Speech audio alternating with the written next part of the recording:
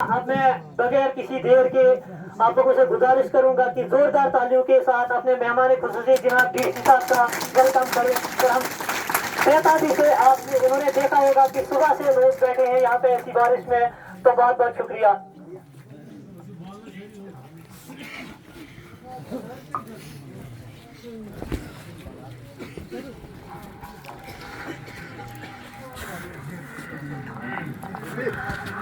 DDC साहब, BDC chairman, हमारे chief agriculture officer, तहसीलदार द्रबशाला, BDO द्रबशाला, सभी ऑफिसर्स एग्रीकल्चर डिपार्टमेंट के जो आज आए हुए हैं, रेवेन्यू डिपार्टमेंट की टीम और टटानी गांव के सरपंच, सारे मेंबर्स, बाकी आसपास के गांव के भी जितने लोग आए, आप सभी को आदाब व सलाम, नमस्कार।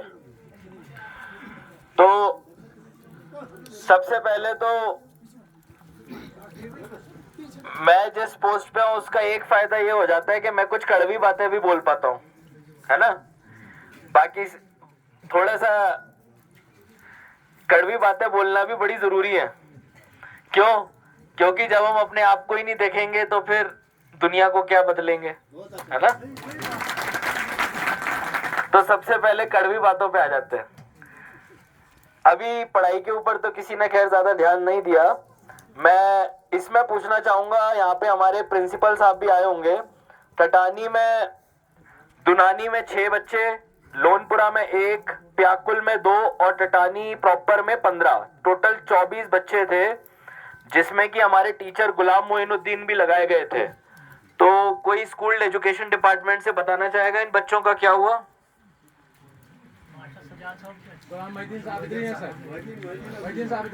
सुन लेते हैं उन्हीं से।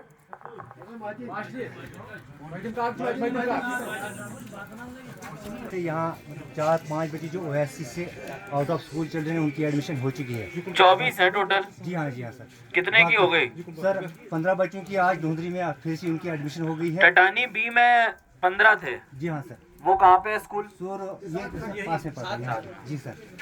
वो सर उसके अलावा से मैं ये रिक्वेस्ट करना चाहता था आपसे, यहाँ पे बेसिकली मैं यहाँ पे थोड़ा सा कुछ बोलना चाहता था, लेकिन मैंने मुनासिब नहीं समझा कि मैं यहाँ पे आके नहीं बोलिए। सर बोलना ये चाहता था कि तालीम की तरफ से कोई तवज्जो नहीं दे रहा है। तवज्जो ये देनी थी कि हमारे बच्चे जो हैं आउट ऑफ स्कूल चिल्ड्रन क्यों जा रहे हैं, इसके क्या कारण है।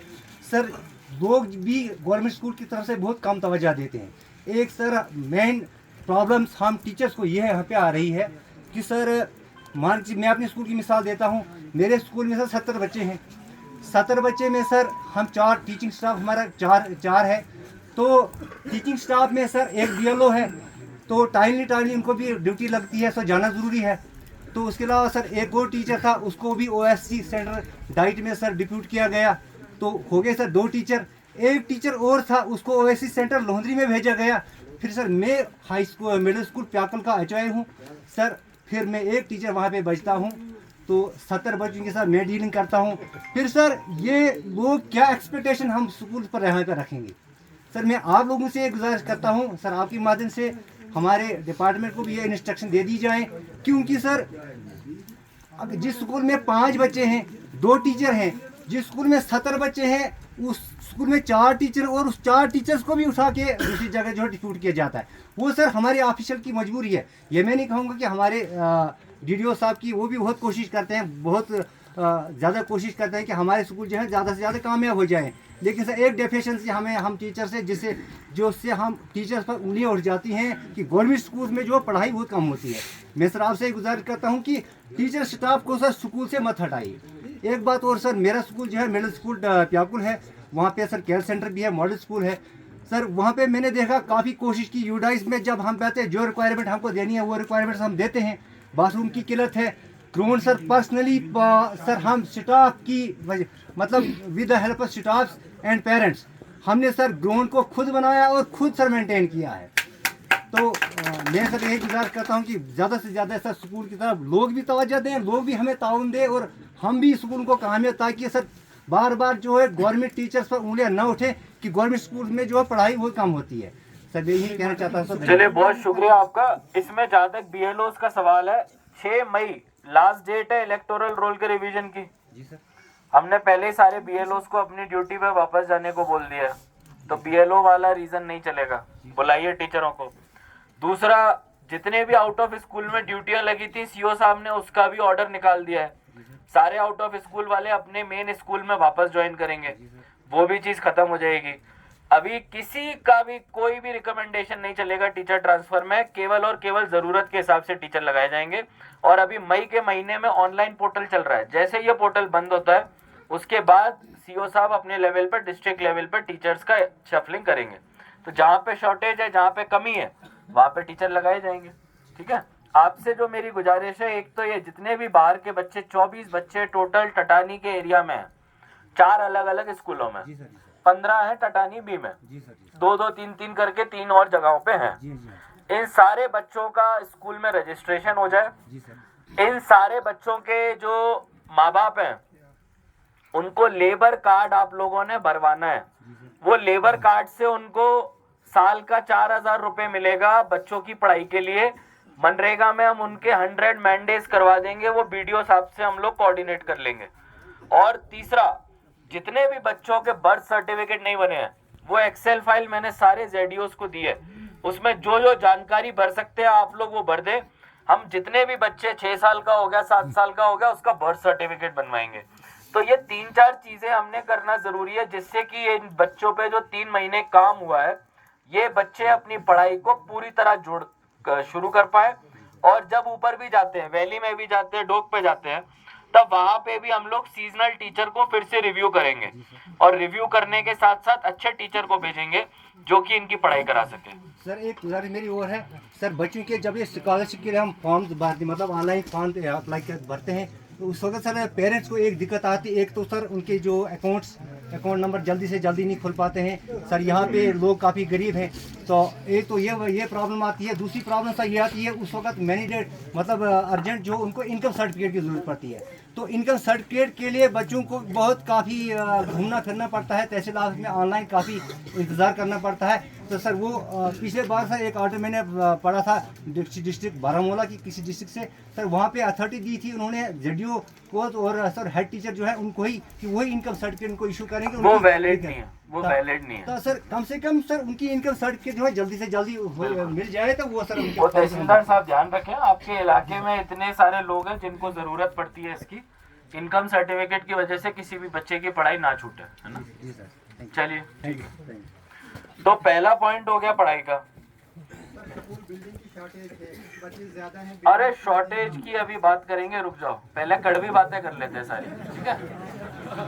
कड़वी बातों में क्या होता है ना, आप मेरे से चीज मांगते हो, मैं पहले आपसे मांगूंगा, ठीक है। तो अब आप लोगों ने जिम्मेदारी ले ली इन 24 बच्चों की, भैया इन बच्चों ने स्कूल में जाते रहना है। एक हमारे डाइट के लेक्चरर हैं, उनके एक साथी हैं कश्मीर के, तो वो अमेरिका में पढ़ रहे हैं, वो अपना पीएचडी वगैरह कुछ बड़ी आगे की पढ़ाई कर रहे हैं। तो उन्होंने हमको 1400 बच्चों के लिए 1400 बैग डोनेट करे, तो अभी हम सारे 24 बच्चों के लिए वो बैग भी इधर भिजवा देंगे और उसके साथ किताब और पढ़ने का सारा सामान, ठीक है ना। अभी ये वाली बात तो खत्म हो गई कि भाई हमको बार बार आना पड़ता है ऑफिस में। हेलो किश्तवाड़ शुरू हो गया, उसका क्या मकसद है कि आप लोग अपनी कंप्लेंट कर पाओ। अभी कोई मेरे को बता रहा था, किसी ने कॉल किया था, कौन थे?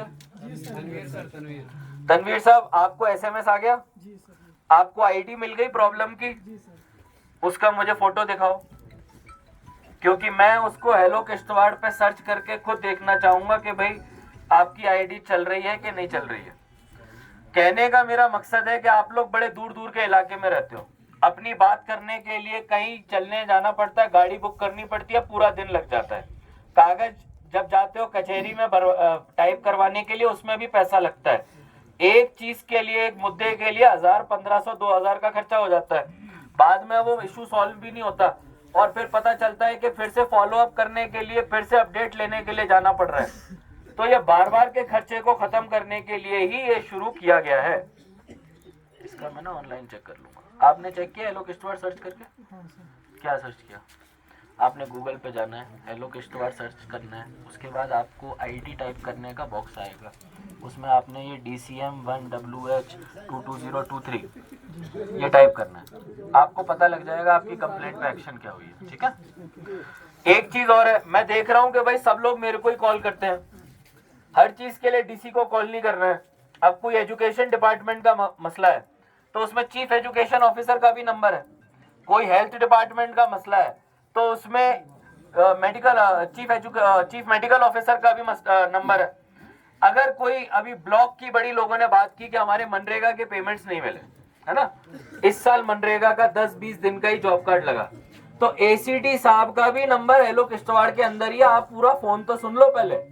आप पहला नंबर सुनते हो, एक दबा दीजिए, डीसी के लिए आप एक दबा देते हो, वो बोलता है 2 दबाइए एसएसपी के लिए, फिर आपने 2 दबाना है अगर एसएसपी से बात करनी है। फिर वो बोलता है 3 दबाइए एडीडीसी के लिए, फिर अगर आपने एडीडीसी साहब से बात करनी है तो 3 दबाना है। फिर वो बोलता है 4 दबाइए एडीसी के लिए, तो आपने 4 दबाना है। इसी तरह चीफ एजुकेशन ऑफिसर भी आता है, चीफ मेडिकल भी आता है, एसीडी जो आपके ब्लॉक के ओवरऑल इंचार्ज है बीडीओस के ऊपर आरटीटी के, उनका भी आता है। राशन की लोगों ने बात की, एडी फूड का भी नंबर आता है। तो इस तरह से बहुत सारे ऑफिसर्स का नंबर आता है। आप पूरा सुनिए और उन लोगों से बात करिए हर ट्यूसडे और थर्सडे को 11 से 12। पहली चीज मैंने पढ़ाई की अभी दूसरी चीज हेलो किश्तवाड़ की बताइए। कॉम्पनसेशन की बात पे आ जाते हैं। जहां तक टटानी शिरोटी रोड की बात है, तहसीलदार साहब शायद अपना सर्वे कर रहे हैं। सर्वे की एक्सरसाइज हमारी लगातार चल रही है। एंट्री पॉइंट पे जिनका घर था उनका कहना था कि मुझे पीएमजीएसवाई में कॉम्पनसेशन पहले नहीं मिला, तो जब पहले का पैसा नहीं मिला अब आप मेरी जमीन फिर से ले रहे हो। तो उसमें मैं एक चीज आप लोगों को आज बताना चाहूंगा कि भाई जिसका जितना पैसा हमारे पास पड़ा होता है वो सारा चले जाना चाहिए, ये सही तरीका है। किसी अकाउंट में पैसा क्यों पड़ा रहे। तो जिस भी रोड की बात है उस रोड में अभी हमारे पास पीएमजीएसवाई में तो कॉम्पनसेशन की कमी नहीं होती है, पीडब्ल्यूडी में भले ही इशू आ जाता है। तो जितना भी पैसा एसीआर साहब के अकाउंट में बकाया पड़ा हुआ है आप इमीडिएटली उसका अमाउंट तो एटलीस्ट पंचायत को अनाउंस कर दीजिए कि भाई इस रोड के लिए इतना पैसा पड़ा है। अगर पैसा कम होगा तो मंगाएंगे। और एक चीज और कर रहे हैं, कई रोड्स के लिए पैसा पड़ा हुआ है, कई सालों से दे नहीं पा रहे क्योंकि रोड का काम नहीं चल रहा। तो हमने सेक्रेटरी साहब को एक प्रपोजल दिया कि सर सारा ये पैसा मिला के अगर हम अपने हिसाब से जिस रोड में जहां काम चल रहा है वहां जल्दी जल्दी दे दे तो वो पैसा हमारा रुकेगा नहीं। मान लो 10 रोड है, 10 रोड में 1-1 करोड़ पड़ा हुआ है, 9 रोड बंद पड़ी है, 1 रोड में काम चल रहा है, तो मैं सारा का सारा 10 करोड़ उस रोड में डाल दूंगा पहले, ताकि उस रोड का काम तेजी से पकड़ ले, और बाकी रोड जो बंद पड़ी है जब उनमें शुरू होगा तब तक पैसा आ जाएगा। तो वो सिस्टम भी हम लोग करने की कोशिश कर रहे हैं, उसका प्रपोजल जा चुका है। इससे आप लोगों के कॉम्पनसेशन में तेजी आएगी। और उसके साथ साथ आप जो अमाउंट अभी पड़ा हुआ है वो इमीडिएटली पंचायत को इत्तला कर दीजिए इसकी। फिर अभी टूरिज्म की बात करते हैं। अभी हम लोग बिमलनाथ भी जाएंगे। सिंथन पे प्रोग्राम हुआ, 2-3 चीजें मेन थी। एक तो किश्तवाड़ के लड़कों ने वहां पे टेंट लगाए, 50 से ज्यादा, 450 रुपए पर नाइट का टेंट था। उन लोगों ने अच्छी कमाई करी, अच्छा उनका लोगों का पब्लिक का आने का रहा, पूरा टेंट उनका भरा हुआ था। दूसरा था वहां पे इतने सारे रेस्टोरेंट किश्तवाड़ टाउन के आए, और उधर जो हमारे सिंथन के ही लोकल एक दुकान थी उधर रोड साइड पे, एक दिन में उनके 500 से ज्यादा ऑमलेट बिक गए। तो लोगों के जो रेस्टोरेंट खाने की जगहें थी उनकी बहुत कमाई हुई, उनका फायदा हुआ। तीसरी जो चीज थी जो हम नहीं कर पाए वो था कि भाई अगर कोई टूरिस्ट आता है तो उसको टूरिस्ट गाइड ट्रैकिंग पे लेके जाए, घुमाने के लिए लेके जाए। क्यों? क्योंकि हमारे पास ट्रेंड लड़के नहीं थे। और ट्रेंड लड़के कैसे बनेंगे? जब यहाँ के जो नौजवान लड़के होंगे वो अपने आप को तैयार करेंगे कि भाई हमको पहले इस काम में सीखना है, कुछ समय देना पड़ेगा। अभी मेरे को इंद्रजीत साहब ने मैसेज किया कि 5 लोगों को हम लोग पहलगाम भेज रहे हैं, वहां पे एक इंस्टीट्यूट है, वहां पे टूरिज्म का सर्टिफिकेट मिलता है। उस सर्टिफिकेट के बाद आप किसी भी टूरिस्ट को पूरी दुनिया के, चाहे वो अमेरिका से आए या वो दिल्ली मुंबई से आए, आप उसको माउंटेनियरिंग पे यानी कि पहाड़ों पे ट्रैकिंग के लिए ले जा सकते हो। आप नदी नालों में राफ्टिंग करवा सकते हो। उसके लिए हम 5 लोगों को भेज रहे हैं, जिसमें से 2 किश्तवाड़, 1 चिंगाम, 1 पाडर और 1 वाड़वन से है। तो अगर हम बोलते हैं कि हमने बिमलनाथ को टूरिज्म के मैप पे लाना है, तो भाई बिमलनाथ के भी लड़कों को जाना पड़ेगा, ट्रेनिंग लेनी पड़ेगी, क्योंकि बिना अच्छे लोगों के, बिना ह्यूमन रिसोर्स के, इसको अंग्रेजी में ह्यूमन रिसोर्स बोलते हैं, यानी कि आपने भाई केवल पैसा खर्च करा के टीआरसी बना दिया। टीआरसी बना के टीआरसी चलाएगा कौन? टीआरसी में टूरिस्ट को कौन लेके आएगा? तो गवर्नमेंट की सोच बदल रही है। अब वो स्ट्रक्चर बनाने से कुछ नहीं होगा। कितने सालों से कितने स्ट्रक्चर बने, कोई फायदा नहीं है। हम लोगों ने यंग लोगों को तैयार करना है, उनको ट्रेनिंग दिलानी है। इसी के साथ साथ जॉब्स पे आ जाता हूँ। हाइडल प्रोजेक्ट्स के जॉब्स के इनटेक को अभी हमने बंद किया हुआ है। रटले में क्यों बंद किया हुआ है? क्योंकि वहां से हमको कंप्लेंट्स मिली कि भाई लेने का कोई क्राइटेरिया नहीं है। कभी किसी ने बोल दिया तो भाई आपने ले लिया, कभी कोई दूसरे ने बोल दिया तो दूसरे को ले लिया। तो अगर कोई भारत सरकार का क्रिटिकल प्रोजेक्ट एक नेशनल इंपॉर्टेंस का बन रहा है, तो उसके प्रोजेक्ट की पहली प्राथमिकता, पहली इंपॉर्टेंट चीज क्या है कि भाई वो प्रोजेक्ट अच्छे से बन जाए। एफकॉन की बात कर लो। एफकॉन में अभी कितना सारा लेबर उन्होंने हटा दिया, रिट्रेंच कर दिया। कंपनी ने बोला सर हम दिवालिया हो रहे हैं, हम लोग काम अभी पूरी तरह से नहीं कर पा रहे। कई लोग बोलते हैं सर ये लेबर बाहर से क्यों ला रहे हैं। मैंने बोला भाई हम 80-20 एनफोर्स करेंगे आप लोगों के लिए, लेकिन आप काम तो करो जज्बे के साथ। जिंदगी में कोई भी चीज जो फ्री में मिलती है अच्छी नहीं होती, मैं सच बता रहा हूं। कई जगहों पे हम लोग बोलते हैं सर हमको ये दिलवा दो, अच्छा हो जाएगा, हम अच्छा कर लेंगे। नहीं करोगे आप। आज हम लोग जिस जगह पे हैं, हम लोग मेहनत करके एग्जाम दे के बैठ के आए हैं। अगर हम लोगों को वो चीज कोई प्लेट में डाल के दे देता तो शायद मैं इधर बिमलनाथ क्यों आता। मैं मस्त अपने घर में बैठा होता, चेनाब भवन में, अच्छी वादियों का नजारा ले रहा होता। तो जिंदगी में चीजें आसानी से नहीं मिलती। कई लोग मुझे बोलते हैं सर हमारे लेबर के साथ नाइंसाफी है। मैं बोलता हूं कि जिस दिन नाइंसाफी होगी मैं वो एक्शन लूंगा वहां पे। लेकिन आप लोगों ने अगर 12 घंटे की जिम्मेदारी ली है और उसमें 8 घंटे अच्छा काम नहीं किया, तो इसमें मैं क्या बोलूं। तो हम लोगों ने अंदर भी झांकना है। जैसा कि मैंने बोला कड़वी बातें, तो ये कड़वी बातों का सिलसिला है। हम लोगों ने अगर अपने अंदर झांका तो आने वाली जो हमारी जनरेशन है आगे जाएगी। क्योंकि देखो काम तो आप लोगों को मिलना ही है। अभी द्रबशाला रटले प्रोजेक्ट में 1000-1200 के आसपास लोग हैं, 2500 लोग टोटल लगने हैं, तो 1000-1200 और लगेंगे। उसमें से डेफिनेटली 50-100 लोग यहाँ से जाएंगे ही जाएंगे। लेकिन वो किस सोच के साथ जाएंगे वो बड़ी जरूरी बात है। कल हमारे साथ ऐसा ना हो कि वो एफकॉन वाले जैसे रिट्रेंच करते हैं, वो हमारे को भी वो देखना पड़े। सरकार के लिए पहली जो प्रायोरिटी होती है वो होती है कि भाई इतने बड़े प्रोजेक्ट में जहां पैसा लग रहा है वो पैसा सही से इस्तेमाल हो। अगर हम उसी को गलत तरीके से इस्तेमाल करने का सोचेंगे तो कैसे चलेगा। तो हमारी जिम्मेदारी सरकार के लिए भी है और उसके बाद आपको उसका फायदा मिलेगा। तो ड्यूटी भी अपनी समझिए और उसके बाद अपना राइट क्लेम करिए, ऐसी मेरी आप सबसे गुजारिश है। सब सेंटर के बारे में मुझे बताया गया। डेफिनेटली अगर 8000 पॉपुलेशन है तो बहुत जेन्युइन डिमांड है।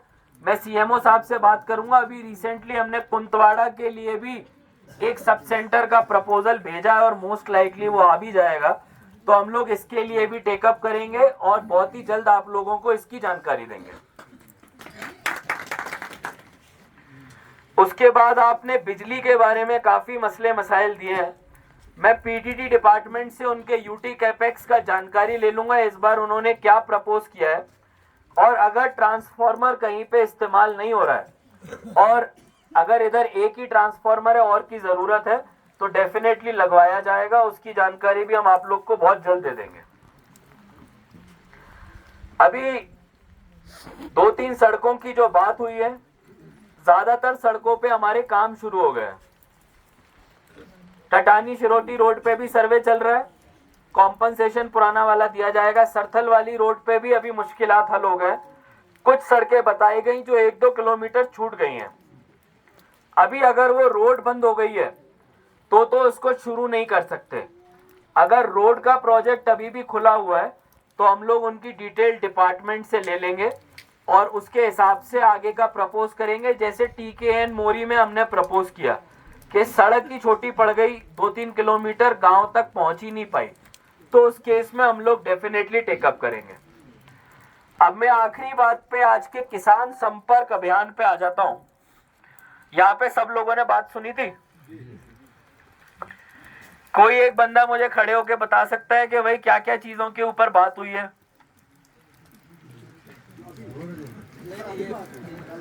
जो 2-3 दिन से चल रहा है।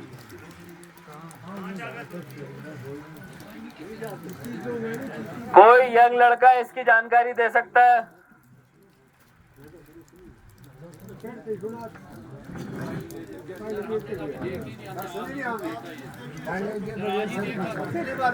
कल कोई आया था क्या? आज जो लोग आए इनमें से कल कौन कौन आया हुआ था?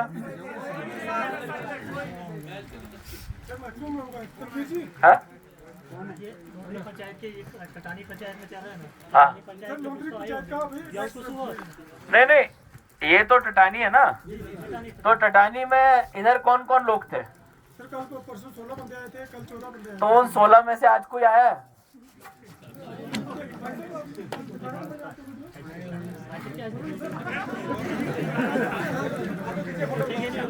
देखो, कड़वी बातें आपके साथ होती हैं तो कुछ कड़वी बातें हम डिपार्टमेंट के साथ भी कर लेते हैं, ठीक है? ये एक सच्चाई है, हम लोगों ने सीओ साहब इसको देखने की जरूरत है और मैं आप लोगों को इसका सीधा सॉल्यूशन देता हूँ। होता क्या है कि हम नामुमकिन चीज के लिए कोशिश करते हैं और पहुंच नहीं पाते, फिर दुखी हो जाते हैं। आपको बताया गया कि किसान संपर्क में हमने प्रोग्राम करना है और हर पंचायत में जाके वीडियो चलाने हैं। पहली बात तो खेतीबाड़ी वाले लोग हैं, हर आदमी तीनों दिन नहीं आ पाएगा। हमने तीनों दिन किनको लेके बुलाना है? जरूरी जो यहाँ के नौजवान पढ़े लिखे लोग जो कंप्यूटर चलाना जानते हैं और जो CSC के लोग हैं। कॉमन सर्विस सेंटर से कोई है इधर? कौन है? आप हैं? आपका नाम क्या है? कामरान अहमद सर। कामरान, एक बात बताओ, इसके बारे में कोई जानकारी है? Yes sir. है? Yes sir.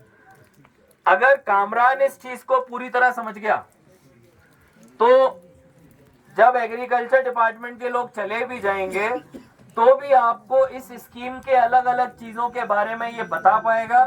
और क्योंकि ये कंप्यूटर वगैरह CSC का पूरा सिस्टम इनके पास है तो आप इन लोगों के लिए अप्लाई भी कर पाओगे। तो मेरी जो गुजारिश है कि यहाँ पे जो ट्रेनिंग प्रोग्राम्स है इसमें जो यंग लोग हैं इनको आप जरूर सिखाएं, CSC ऑपरेटर को जरूर सिखाएं, पंचायत सेक्रेटरीज को जरूर सिखाएं, गांव के GRS और जितने भी RDD और अगर एग्रीकल्चर के स्टाफ हैं और सरपंच, इन लोगों को जरूर सिखाएं। सरपंच साहिबान से मेरी रिक्वेस्ट है कि भाई देखो, हम लोग बात करते हैं सर पता ही नहीं चला कब क्या हो गया। वो पता ही नहीं चला कब क्या हो गया इसीलिए हो जाता है क्योंकि जब ये किताब हमारे सामने आती है तो हम कोई पढ़ता ही नहीं है। क्या है ये किताब? चलो ठीक है, पढ़ी भी नहीं, लेकिन कुछ बेसिक आइडिया तो लगना चाहिए कि भाई कौन सी स्कीम है, कब क्या आने वाली है, किस तारीख को आएगी, कौन सा फॉर्म भरना है, कहाँ पे जमा करना है और जमा करने के बाद कितना पैसा हमने लगाना है, कितना पैसा सरकार देगी। सिंपल सी बात है। तो अगर हम उतना भी कर लेते हैं तो मुझे लगता है कि काफी बड़ी स्कीम है। 5,000 करोड़ के हिसाब से अगर आप सोचो तो किश्तवाड़ के डिस्ट्रिक्ट में 200 से 300 करोड़ का तो पैसा आने वाला है। 200-300 करोड़ छोटा रकम नहीं है। अगर टटानी जैसे इलाके में आपका इतना खूबसूरत इलाका है, आप बोलते हो कि सर टूरिज्म से हमने पैसे कमाने हैं, आप एग्रीकल्चर में 10 दुनिया भर की चीजें कर सकते हो। उस दिन मुझे एक NHPC के एम्प्लॉय बोल रहे थे कि सर यहाँ पे तो स्ट्रॉबेरी और पीच का बहुत स्कोप है, इंटर क्रॉपिंग करके यहाँ के फार्मर कितना लाखों रुपया कमा सकता है। आप लोगों के पास कुछ हो ना हो, खेती बाड़ी तो आपकी सॉलिड है, उसके लिए आपको किसी के पास जाने की जरूरत नहीं। आपको मौसम का अंदाजा भी रहता है, आप वो काम पहले से कर रहे हो। अगर इसी में हम लोग इनको कुछ नए क्रॉप दे दें और कुछ अच्छी चीजों से इनको मार्केट में पैसे की आमदनी बढ़वा दें, तब जाके लोग बोलेंगे कि सही मायने में हमको स्कीम का फायदा हो रहा है। तो इसीलिए मेरी सभी से गुजारिश है कि इन पॉइंट्स के ऊपर नजरे सानी करें। बाकी अभी बिमलनाथ जाना है तो ज्यादा समय नहीं लेता हूं, और कुछ मसले मसाइल छूट भी गए होंगे तो हम लोग तो अवेलेबल रहते ही हैं एलो किश्तवाड़ पे, आप लोग भी आएंगे कभी ना कभी। अभी जो सड़कें हैं इनको शुरू करवाते हैं। सब लोगों की कोऑपरेशन रहे, और आप लोगों ने आज इधर बुलाया, बहुत बहुत धन्यवाद, शुक्रिया, जय हिंद।